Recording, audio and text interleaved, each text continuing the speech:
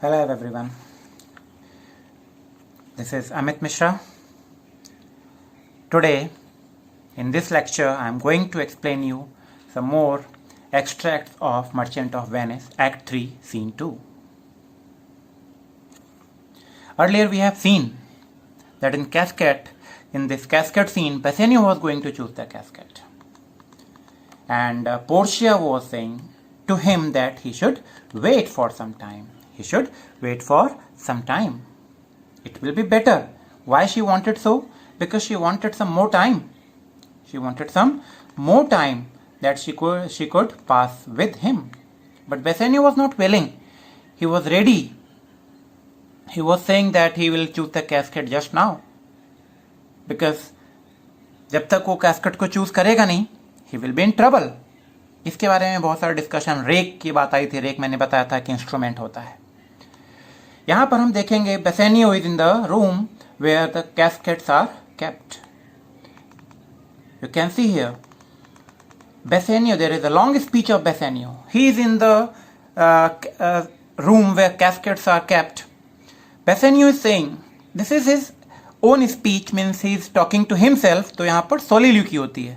Soliloquy भी एक figure of speech है जहाँ पर पर्सन, वहाँ पे कोई आसपास प्रेजेंट ना और पर्सन अपने आप से बात कर रहा हो.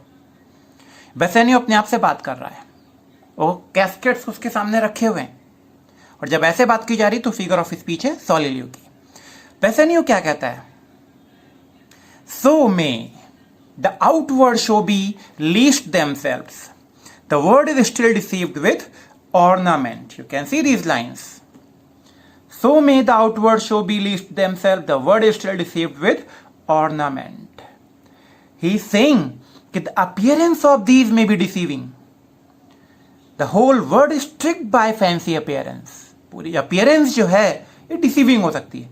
मीन्स पहला आप देखोगे यहां पर एक थीम आ रही है, appearance versus reality.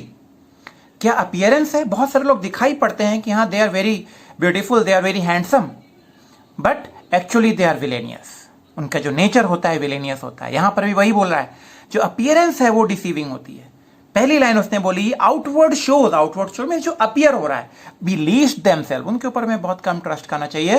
The word is still deceived with ornament. जो वर्ड है अभी भी फैंसी अपीयरेंस से ट्रिक्ड होता है, डिसीव्ड होता है, उसको धोखा मिलता है. Further says in law what plea so tainted and corrupt but being seasoned with a gracious voice obscures the show of evil. Law यहां पर जो मेंशन किया गया है that is the court of law. Law जो mention किया जा रहा है वो कोर्ट ऑफ लॉ की बात की जा रही है. कह रहा है कि जो कोर्ट ऑफ लॉ होते हैं, जो करप्ट एंड फॉल्स रिक्वेस्ट जो होती हैं, करप्ट और फॉल्स केसेस जो होते हैं, वो उनको हाइड कर लिया जाता है. किसके थ्रू? उसने बोला gracious voice. Gracious voice means pleasant voice के थ्रू उनको हाइड कर लिया जाता है. आपने कोर्ट के बारे में सुना होगा. कोर्ट में अक्सर ये होता है कि झूठ को सच बना दिया जाता है और सच को झूठ. फैक्ट्स रख के, फैक्ट तो नहीं होते एक्चुअल में, वहां पर जो लीगली चीजों को प्रेजेंट कर, लॉजिकली चीजों को प्रेजेंट करके, वही उसने बोला है कि in the court of law corrupt और false plea it can be hide its own evil with a pleasant voice. एक प्लीजेंट वॉइस अपने एविल को छुपा सकती है. He further says in religion what damned error, but some sober bro will bless it and approve it with the text hiding the grossness with fair ornament. आगे उसने बोला religion की बात की है, जो बहुत एक कर्सफुल जो मिस्टेक होती है उसको कवर किया जाता है किसके through? It can be covered with blessings and scriptures to justify it. Scriptures का एग्जांपल देकर उसको जस्टिफाई कर दिया जाता है. You must remember Shylock act 1 scene 3. उसने बहुत सारे एग्जांपल्स, बिब्लिकल एग्जांपल्स बहुत सारे लिए थे अपने आप को सही प्रूव करने के लिए, अपने इंटरेस्ट को सही प्रूव करने के लिए. वो यहां पर बोल रहा है कि रिलीजन में भी ये होता है कि जो कर्स मिस्टेक होती है, जो डैम्ड मिस्टेक होती हैं, उनको भी कवर कर दिया जाता है, उनको भी हाइड कर दिया जाता है, उन मिस्टेक्स को छुपा लिया जाता है. किसके थ्रू? ब्लेसिंग. जो स्क्रिप्चर्स में जो मेंशन किया गया है, स्क्रिप्चर्स की लैंग्वेज को मेंशन करके उसको हाइड कर लिया जाता है. क्रॉसनेस विथ फेयर ऑर्नामेंट, यहां पर मेटाफर है. जो स्क्रिप्चर्स की जो लैंग्वेज है उसको यहां पर ऑर्नामेंट्स की तरह मेंशन किया जा रहा है. There is no voice so simple but assumes some mark of virtue on his outward part. Every vice, vice means बुराई होती है, हर एक बुराई जो होती है उसमें कुछ अपीयरेंस होती है वर्च्यूज की, उसमें कुछ ना कुछ सच्चाई, कुछ ना कुछ उसको इतने अच्छे तरीके से रिप्रेजेंट किया जाता है कि वो बहुत अच्छी लगती है हमको खाने में. एग्जाम्पल हम ले सकते हैं जंक फूड देखने में बहुत अच्छे लगते हैं, बहुत टेस्टी हैं, पर उनका हमारी बॉडी के ऊपर बहुत एडवर्स इफेक्ट होता है. सिंपल है यहाँ पर कि जो बुराइयां होती हैं हमको दिखाई बहुत अच्छी पड़ती हैं, लेकिन एक्चुअल में क्या होता है, दे आर नॉट गुड. उनके वर्च्यू बस दिखाई पड़ता है, बस अपीयरेंस होता है वर्च्यू का, नथिंग एल्स. उसने आगे बोला virtue on his outward part पे वर्च्यू बस दिखाई पड़ती हैं वो. How many cowards the whose hearts are all as false as stairs of sand, wear yet upon their chin the beard of Hercules and frowning Mars. He further says कि बहुत सारे जो कावर्ड जो होते हैं, बहुत सारे जो डिसलॉयल हार्ट्स वाले जो पर्सन होते हैं, कावर्ड, जिनके हार्ट बहुत फॉल्स, बहुत डरपोक टाइप में होते हैं, वो एज स्टेयर्स ऑफ सैंड की स्टेयर्स आप बनाओगे, थोड़े दिन बाद जैसे ही वो सूख जाएगी, सैंड उड़ जाएगी अपने आप में, वो रियल नहीं हो सकती. Stairs of sand can not be real. उसने बोला as stairs of sand, figure of speech यहां पर यूज किया गया, सिमिली. उसने हार्ट्स को स्टेयर्स ऑफ सैंड से कंपेयर किया गया, तो फिगर ऑफ स्पीच है simile. Wear yet upon their chins, वो क्या करते हैं, they wear bravery on their chins the beards of Hercules and frowning Mars. Hercules के बारे में हम लोगों ने पहले भी देखा है, he is known as the god of strength. Hercules is known as the god of strength. Mars is known as the god of war. उसने देखो क्या मेंशन कर रहा है, वो जो गॉड ऑफ स्ट्रेंथ है, जो गॉड ऑफ वॉर है, उनको कह रहा है कि उनकी तरह बियर्ड भी रखते हैं वो, they keep beard like this. लेकिन ब्रेव हरकुलस और मार्स की तरह बियर्ड रखने के बावजूद भी उनके हार्ट जो होते हैं, they are as white as milk. Okay, next line उसने मेंशन किया, who inward searched have liver white as milk. ये फिगर ऑफ स्पीच यहां पर सिमिली है. एक फ्रेज उसने यूज किया है कि उनके liver bravery, actually bravery by heart होती है, इतने ब्रेव नहीं होते कि वो कुछ किसी से फाइट तक कर सके, किसी से बातचीत तक कर सकें. दे आर वेरी कावर्ड, वो बहुत कावर्ड होते हैं. उसने बोला है कि बहुत सारे जो कावर्ड हैं, जो डिसलॉयल हार्ट्स वाले पर्सन है, उनकी बियर्ड बहुत अच्छी ब्रेव बियर्ड दिखाई पड़ सकती है. They can look like God of war, they can look like the God of strength, but जब वॉर की बात आती है, जब फाइट की बात आती है, then they are easily frightened. वो बहुत इजीली डर जाते हैं, फ्राइटन हो जाते हैं. उनके पास ब्रेवरी नाम का वर्ड ही नहीं होता एक्चुअल में. And these assumes but valor means होता है करेज, bravery, and these assumes but values excrement to render them redoubted. ये लोग क्या करते हैं, दे सिर्फ वेल्योर को, ब्रेवरी को एज्यूम कर रहे हैं, बस एक्सक्रीमेंट बाहर से दिखा रहे हैं बस कि हाँ they are brave, to render them redoubted. लेकिन अगर उनकी बात की जाए, एक्चुअल ब्रेवरी की बात की जाए, देन देयर इज नथिंग. इनकी ब्रेवरी के ऊपर हमेशा डाउट ही किया जाना चाहिए. Look on beauty. Now he is coming on beauty. He's saying look on beauty. ये तो bravery की बात की उसने. Now he's further talking about beauty, and you shall see it is purchased by weight. He's saying that अगर आप beauty के बारे में सोच रहे हो, if you are thinking about beauty तो कैसे परचेज किया जा सकता है, purchased by the weight. It can be purchased by the weight, मतलब वो तो मार्केट में परचेज की जा सकती है. आप देखो आजकल तरह तरह की चीजें अवेलेबल होती है मार्केट में, जैसे कि एक अगली पर्सन भी बहुत ब्यूटीफुल दिखाई पड़ सकता है, हैंडसम दिखाई पड़ सकता है. परचेस्ड बाय वेट मतलब उसको तो मार्केट से परचेज किया जा सकता है. कॉस्मेटिक्स की बात कर रहा है, he is talking about cosmetics and all, beauty product and all, which there in work as miracle in nature. जो ब्यूटी होती है, जो इस तरह की जो चीजें होती हैं, वो कैसे वर्क करते हैं, like a miracle in nature, making them lightest that we are most of it. उसने एक और चीज बोली है, जो ब्यूटी, जो एक मेकअप है, जो सारी चीजें हैं, जो कॉस्मेटिक्स हैं, वो एक नेचर में मिरेकल की तरह वर्क करें.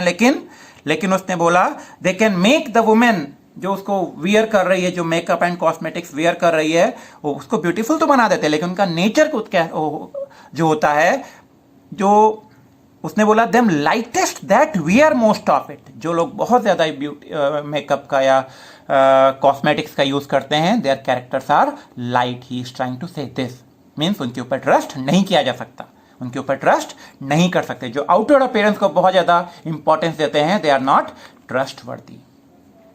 सो are those crisped snaky golden locks which make such wanton gambles with the wind upon supposed fairness। उसने आगे किसकी बात की? लॉक्स की बात की है।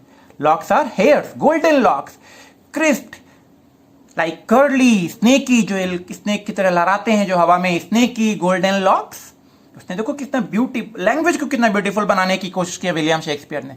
क्रिस्प्ड snaky golden locks which make such a wanton gamble with the wind, जो विंड के साथ में लहराते हैं, they move with the wind upon supposed fairness and these are also the symbol of fairness often known to be the dowry of a second head। is talking about the wig।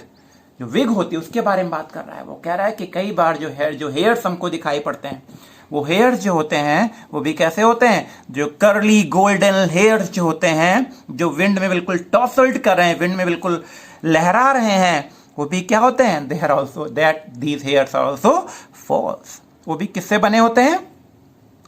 Dowry of a second head, किसी और के head के होते हैं, other head के होते हैं। Dowry means होता है दहेज, यहां पर किसी से बोरो किए गए हैं, किसी दूसरे हेड से।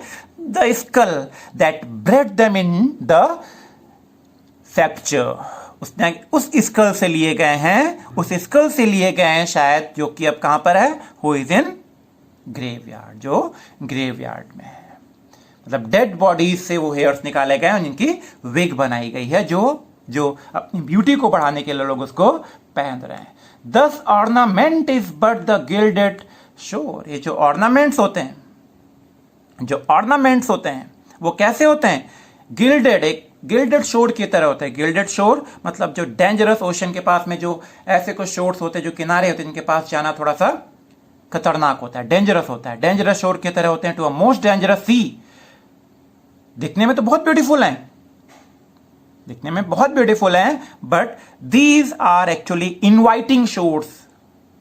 शोर्स मतलब जो समुद्र के किनारे, बीचेस, बहुत डेंजरस सी के अगर उसके पास जाओगे then you will be captured there. The beauteous scarf veiling an Indian beauty. Indian जहां भी मेंशन किया गया, वेस्ट इंडीज के लोगों की बात की गई है, वहां के लोगों की बात की गई है। उसने बोला है एक ब्यूटीफुल स्कार्फ जो कि एक हाइड कर रहा है इंडियन ब्यूटी को, एक ब्लैक फेस को हाइड करने वाला एक ब्यूटीफुल स्कार्फ की तरह ब्यूटी यूज की जाती है। In a word means in short, the seeming truth which cunning times put on the entrap the wisest। मतलब ये जो ऐसी चीजें हैं जो वाइजेस्ट पर्सन को भी डिसीव कर सकती है, जो बहुत बुद्धिमान पर्सन होंगे उनको भी ये चीजें डिसीव कर सकती हैं। मतलब टू entrap the wisest, जो वाइजेस्ट पर्सन होंगे उनको भी ट्रैप कर सकते हैं, उनको भी डिसीव कर सकती हैं इस तरह की जो ब्यूटी होती हैं। Therefore though gaudy gold, therefore though gaudy gold, that beautiful, that precious gold, shiny, gaudy मतलब शाइनी होता है, shiny gold, hard food for Midas. Midas की स्टोरी है। मिदास एक रूलर हुआ करता था, एक बार बहुत उसने गॉड को खुश कर लिया अपनी तपस्या से। गॉड ने बोला तुमको जो कुछ मांगना है मांग लो। तो मिदास कहते हैं कि मुझे ऐसा ब्लेसिंग दीजिए कि जिस चीज को मैं टच करूं वो गोल्ड में कन्वर्ट हो जाए। गॉड कहते हैं सोच लो एक बार। कहता हाँ मैंने सोच लिया, जिस चीज को मैं टच करूं वो गोल्ड में कन्वर्ट हो जाए, ऐसी ब्लेसिंग्स मुझे दीजिए। गॉड कहते हैं ठीक है, तथास्तु कह दिया, and he got that blessing. उसने अपने गार्डन में जाता है मिदास, पेड़ों को टच करता है, सब गोल्डन में हो गए। फ्रूट्स को टच किया, सारे गोल्ड हो गए, बहुत खुश। He is saying that I am the richest man, I am the richest king. प्यास लगती है उसको, पानी मंगाता है। जैसे उसने पानी के ग्लास को टच किया वो भी गोल्ड में। बड़ा परेशान हो गया इसे देख के। चलो खाना खाया जाए। खाना खाने बैठा, जैसे उसने खाने की प्लेट को टच किया वो भी गोल्ड। सब कुछ है उसके पास, a lot of gold is there, but he cannot quench his thirst, but he cannot satiate his hunger। बड़ा परेशान हो गया, अपनी डॉटर को बुलाता है अपने पास। डॉटर उसके पास खेलते हुए आती है, उसको लगता है चलो इससे थोड़ा सा मन बहलाते हैं, उसके साथ खेलते हैं। लेकिन जैसे उसने अपनी डॉटर को टच किया वो भी गोल्ड में कन्वर्ट हो गई। नाउ ही वाज वरीड, तो मर जाएगी बेचारी। फिर से उसने गॉड को बुलाया, बहुत प्रे किया। गॉड ने बोला कि तुमने जैसा बोला मैंने वैसे ही किया। कह रहा है कि सब वापस ले लो आप, बट मेरी बेटी को मुझे वापस कर दो। गॉड वैसा ही करते हैं। यहाँ पर क्यों यहाँ पे मेंशन किया गया, स्टोरी क्यों आई है, क्योंकि गॉडी गोल्ड जो होता है, गोल्ड आपकी हंगर को सैटिस्फाई नहीं कर सकता। गोल्ड आपकी भूख को नहीं खत्म कर सकता। I will none of thee, कह रहा है कि मैं इसको नहीं चूज करने वाला। For none of thee I am not going to choose you. Thou pale and common drudge between man and man. Thee मतलब यू, यहां पर सिल्वर और गोल्ड दोनों के लिए कह रहे हैं, मैं दोनों में से किसी को नहीं चूज करूंगा। गोल्ड क्यों नहीं चूज करेगा, क्योंकि वो तो किसी की हंगर सैटिस्फाई नहीं कर सकता।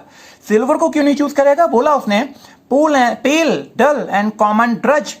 सिल्वर की तो अपनी कोई वैल्यू नहीं होती ना, सिल्वर की तो अपनी कोई वैल्यू नहीं होती है।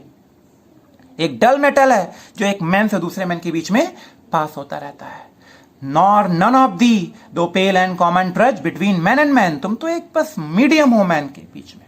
बट दो मी ए ग्रे लेड, मैं आपको चूज करने वाला हूं। जो तुम बहुत लेस वैल्यू के मुझे दिखाई पड़ रहे हो, you lead, I am going to choose you. Which rather threatens than dost promise, और जो बस थोड़ा डराने वाला, उसकी जो लाइन लिखी है, जो स्क्रिप्चर लिखा है कि if you will choose me, you will put all the things on danger। अब आप लॉजिक लगाओ थोड़ा सा कि बेसेनियो के पास क्या है रिस्क पे लगाने के लिए। he is having nothing, जो कुछ भी उसका तो एंटोनियो का है। उसके पास तो अपना लव है ना, he was only having love, जो उसको रिस्क पे लगा सकता है, जो उसको स्टेक पे लगा सकता है। and he is doing the same thing, that's why he is choosing the lead casket। Thy paleness moves me more than eloquence। आप सिंपली लैंग्वेज में बात कर रहे हो, गोल्ड उससे लेट से कह रहा है कि आपकी जो लैंग्वेज, आपका स्क्रिप्चर जो लिखा हुआ है, that is very simple. And here choose I joy be consequence, कह रहा है कि जो मैंने चूज किया उसका रिजल्ट, जो आउटकम जो होना चाहिए, कैसा होना चाहिए, जॉयफुल होना चाहिए। बाहर पोर्शिया है, शी इज वरीड।